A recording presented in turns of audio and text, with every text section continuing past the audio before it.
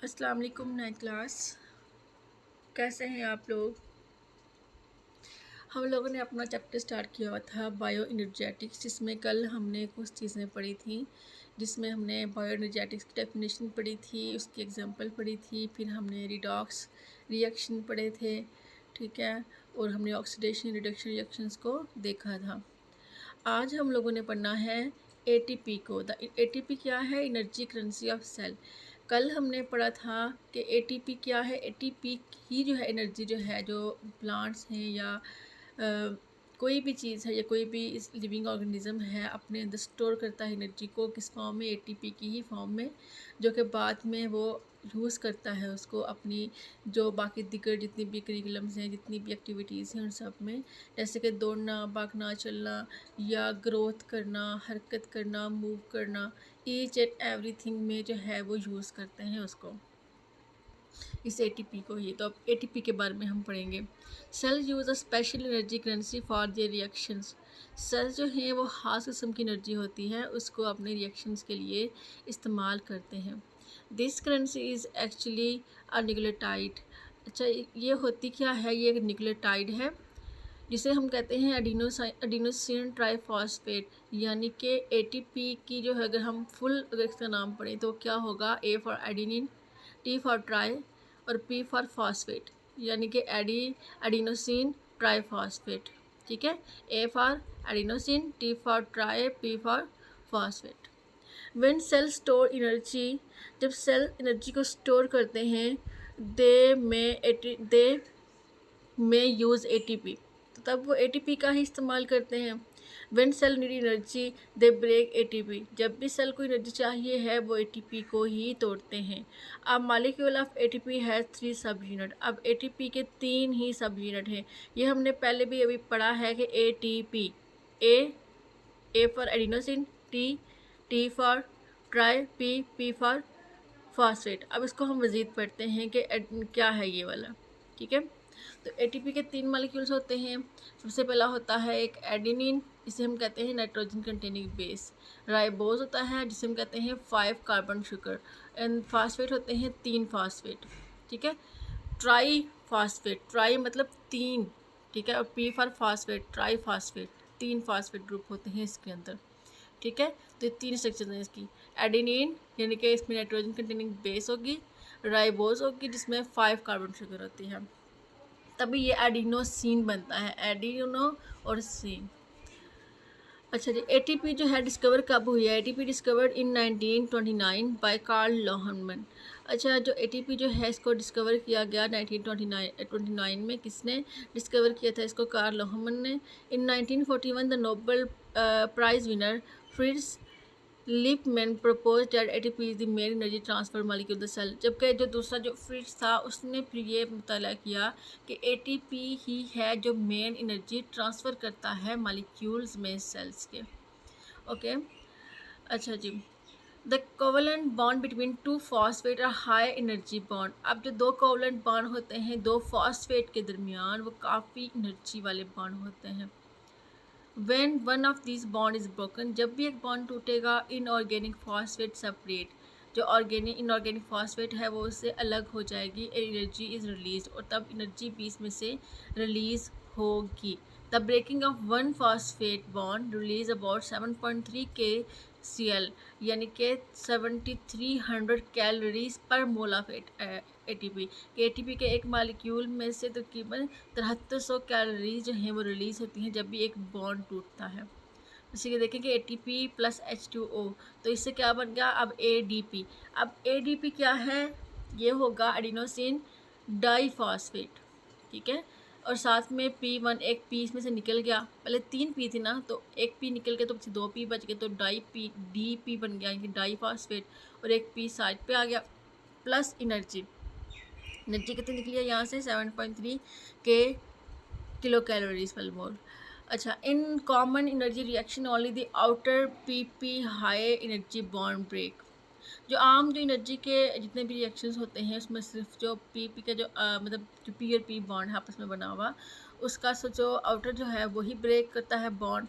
When this happen, जब भी ऐसा होता है, एटीपी बिकम एडीपी, तो एटीपी से एडीपी इनके एडिनोसिन डाइफॉस्फेट बन जाता है एंड 1p रिलीज, और एक जो है फॉस्फेट वो रिलीज होता है। In some cases ADP is further broken down. अब जब एडीपी है इसको भी हम मज़ीद ब्रेक करेंगे तो इससे अब क्या बन जाएगा, एएमपी।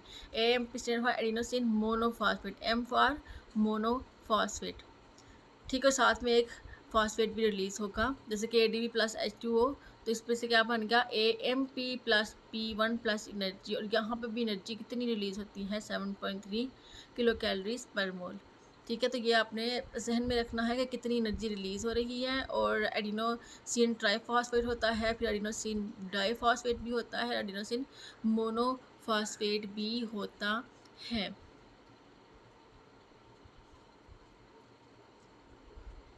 अच्छा जी, नेक्स्ट है कि cells get energy from the oxidation of food. तो सेल जो है वो पी एनर्जी कैसे हासिल करता है, जब भी ऑक्सीडेशन होती है फूड की, ठीक है। इतना काफ़ी है इसका।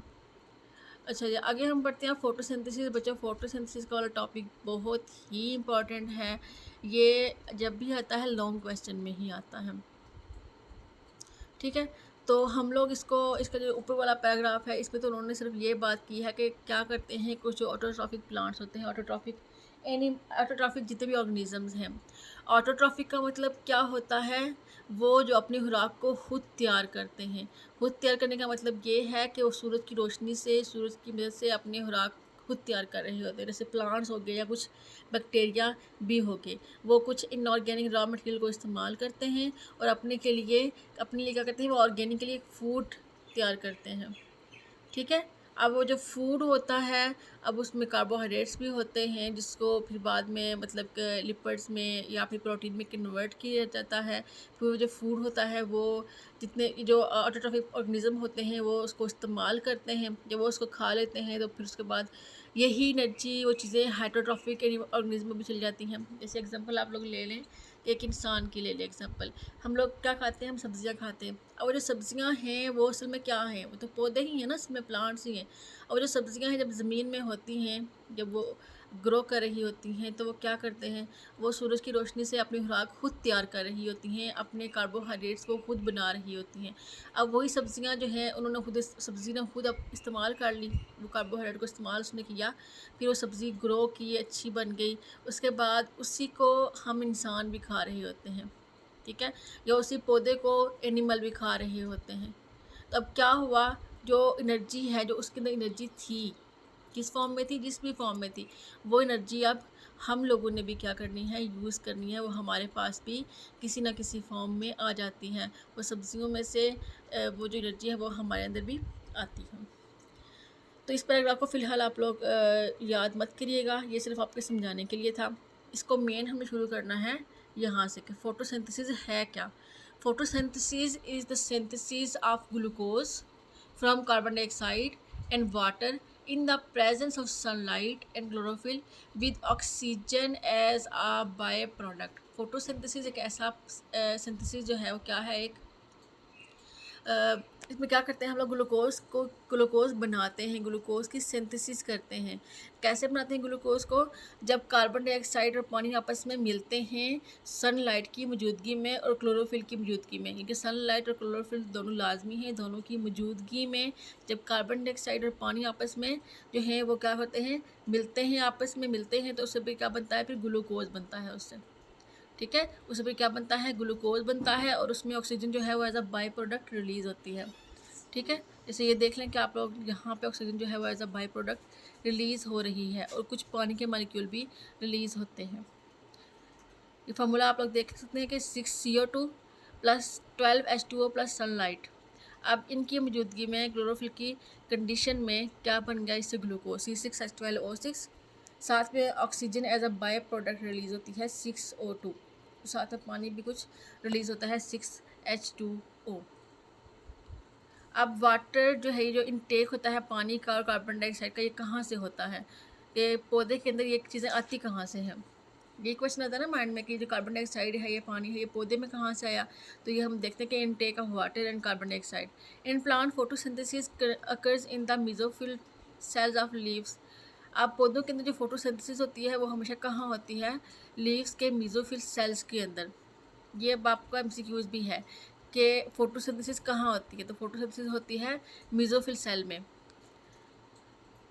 The raw material of photosynthesis like water and carbon dioxide are provided to the mesophyll cell। अब mesophyll cell को ही क्या किया जाता है? पानी और कार्बन डाइऑक्साइड जो है वो पहुंचाए जाते हैं। अब ये पानी जो है ये कहाँ से आया?